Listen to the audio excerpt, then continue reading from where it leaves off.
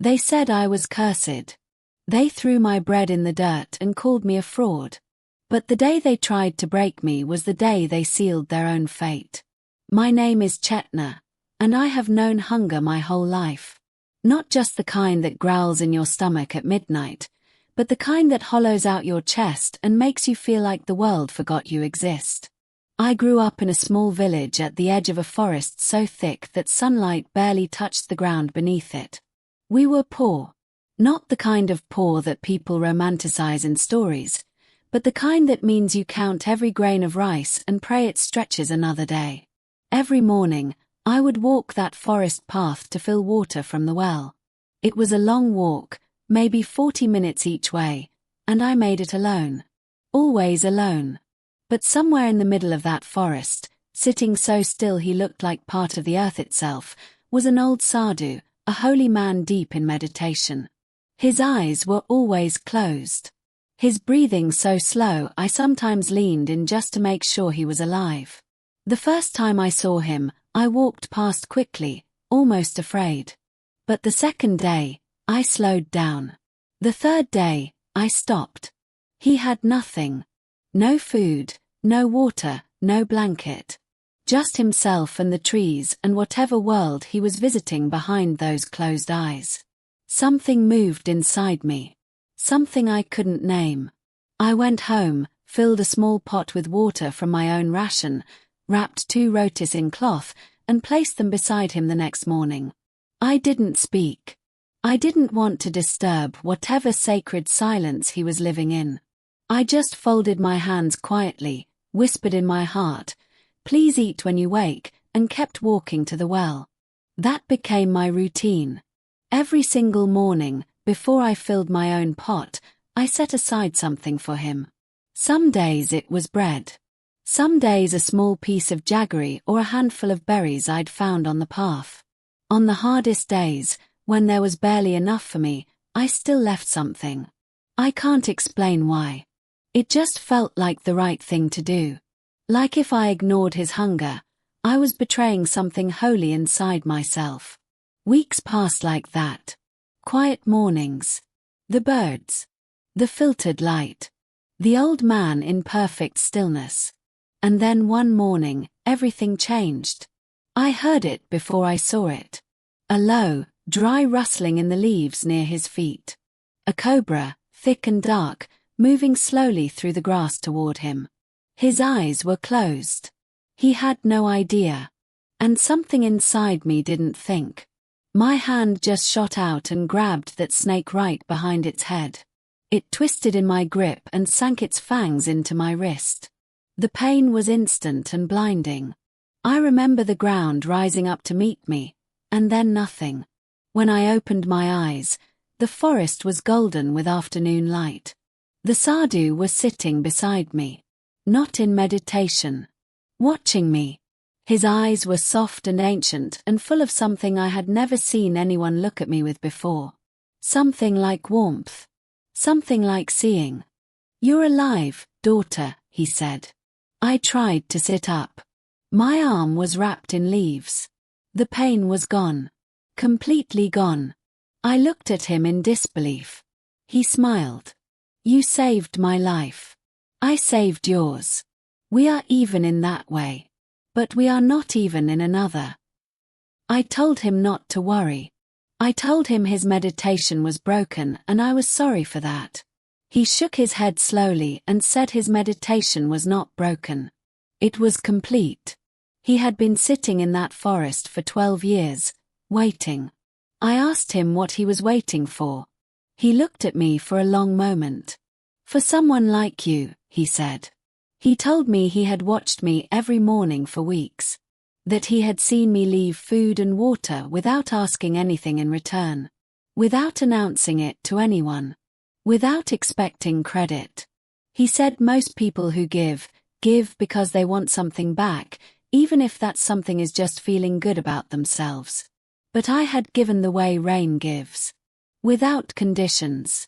Without even knowing I was doing anything extraordinary. Then he asked me what I wanted. I laughed, actually laughed, which surprised me. I told him I didn't want anything. He insisted. He said the world owed me a gift and he wanted to be the one to deliver it. He asked again, "What do you want, Chetna?" And I told him the truth. I told him I wanted to fill the stomachs of every hungry person I passed. That every time I saw someone starving, it hurt me more than my own hunger. That I was too poor to do much, but I did what I could, and I wished I could do more. He was quiet for a long moment. Then he closed his eyes. A light pulsed from the center of his forehead, soft and golden and warm. When he opened his eyes again, he said, "From this day forward, whatever you give in sincerity to someone in need, food, water, clothing, money, the moment it leaves your hands and reaches theirs, it will double. What is one will become two. What is two will become four. This is your gift." He paused, and his voice dropped lower. "But hear this. If anyone approaches you with deception in their heart, trying to exploit this blessing for their own greed, the gift will turn against them. Their ruin will come swiftly. That is not your curse. That is the natural consequence of a poisoned intention meeting something pure." Before I could speak, the light returned, brighter this time, and he was gone. Not slowly. Just gone. Like smoke in wind. I stood there alone in the forest for a long time. The next morning, a beggar knocked on my door. He was trembling. He said he hadn't eaten in 3 days. His eyes were sunken and his lips were cracked. I went inside, took the only roti I had left, the one I was saving for my own lunch, and brought it out to him. He held out his hands. The moment the bread left my palm and landed in his, it split into 2. Perfect, warm, whole rotis. I stared. He stared. I reached over slowly and picked them both up and placed them back in his hands. Now there were 4. He wept. I wept. I told him to eat until he was full. He ate all 4 and called God's blessings down on me and walked away with his back a little straighter than before. That day, standing alone by my door, I felt something I hadn't felt in years. Like I was exactly where I was supposed to be. Word spread, the way things do in small villages. Quietly at first, then like a fire. People began coming to my door. A widow whose children hadn't eaten since their father died. A young farmer whose crops failed. An old man too weak to walk to the market. Each time, I gave what little I had, and each time it doubled in their hands. I was still poor. I want you to understand that. The blessing didn't fill my own pockets. My house was still crumbling. My sari was still worn thin. But my heart was so full it barely left room for anything else. And that is exactly what a man named Harrier couldn't stand. Harrier was the wealthiest man in our village. He owned land, cattle, a grain storehouse, 2 large houses. He wore gold on his wrists and looked at the rest of us the way a boot looks at mud. He had built his entire identity on being the man with the most, and the rest of us having less. When he heard about me, about the doubling gift, he didn't see a miracle. He saw a threat. He sat in his courtyard thinking, if this woman keeps feeding every poor person in this village, one day they won't need me. They won't come to me for grain when they're desperate. They won't beg. They won't owe me. And what is a powerful man without people below him? He told himself he just wanted to see if it was real. That was the lie he told himself. But his real plan was darker. He dressed in rags. He dirtied his face. He removed his gold. And he walked to my door with a torn roti in his hand, his head bowed, performing hunger with practiced ease. I looked at him. Something felt off. But I have never turned anyone away, and I couldn't start then. So I took his roti. I held it. I placed it back into his outstretched hands. It doubled. 2 rotis appeared. But then, before either of us could react, something moved across them. Both rotis turned dark. And then I saw them, insects, crawling out from inside the bread, swarming across his palms. He screamed. He threw the rotis to the ground and stumbled backward. "Look at what she did. Look," he shouted, loud enough for the small crowd nearby to hear. "She gave me rotten bread. This woman is a fraud. A witch. There's no blessing, it's all a trick." People gathered. People who had eaten from my hands, people who had been helped, people who had told others about me. They all looked at the bread crawling with insects and felt doubt take root in their hearts. Harrier was not finished. He kept talking, his voice rising, his finger pointing at me. He said I had fooled the village for months. He said I was using some kind of dark magic, that the bread was proof. He said the real miracle was how long I had managed to deceive everyone. I stood very still. I could have screamed. I could have broken. Part of me wanted to. But another part of me, the part that had grabbed a cobra bare-handed without thinking, just went quiet and clear. I said, "I don't know who you are, but I know your heart." And the sadhu warned me that anyone who comes to me with greed or deception will be destroyed by this blessing, not helped by it. What happened to that bread is not my doing. It is yours. He laughed. He left. And for a few days, fewer people came to my door. The doubt lingered in the air like smoke after a fire. But 3 nights after his visit, I heard shouting from across the village. Harrier's house had been robbed. All of it. His gold, his stored grain, his valuables, gone. The thieves moved through every room while he was away at the market. The same night, a storm came through the village. Everyone's fields were spared. Green and breathing the next morning. But Harrier's fields looked like something out of a nightmare. Flattened. Flooded. Ruined. Every single crop. Gone. He fell apart in a way I had never seen a powerful man fall apart. He ran through the village pulling at his own hair, screaming that I had cursed him, that I was a witch and a criminal and he would make me pay. He came to my house that evening with a blade in his hand. I want you to understand what it feels like to have a man with a knife walking toward you in the dark, screaming your name. There is a specific kind of terror in that. A terror that roots you to the floor and tells you to run while also telling you that running will only make it worse. I didn't run. I opened my door. I stood in the frame. I looked at him. He was a wreck. His fine clothes were wrinkled and dirty. His gold was gone. His eyes were wild. And for just a second, underneath all that rage, I saw what he actually was, a man who had built his whole life on having more than others, and who was completely, utterly lost without it. I said, "You came to me with lies. You came to test what was never meant to be tested by the greedy."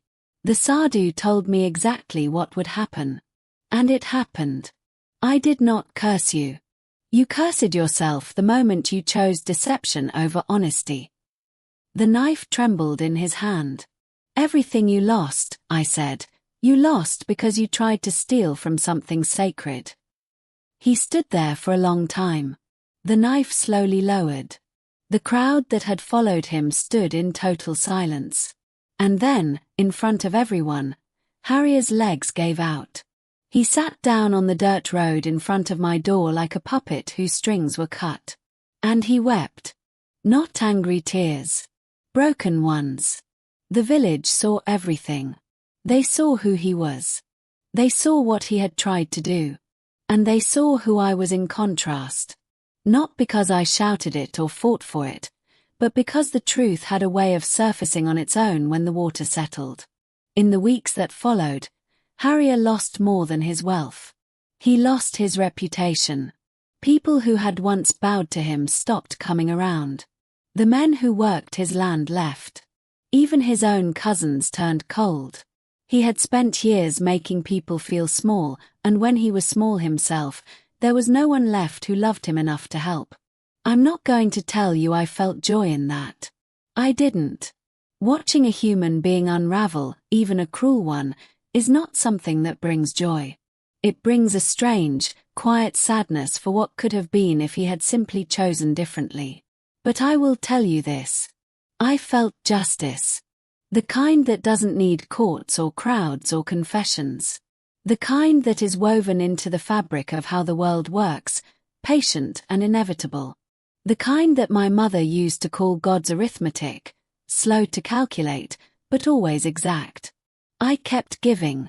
I kept walking the forest path every morning. I kept leaving something beside the roots of the old tree where the sadhu had sat, even though he was gone. Some habits become prayers without you even realizing it. And slowly, the doubt the village had felt melted away. The people who had turned their eyes from me returned, some quietly, some with apologies they stumbled over.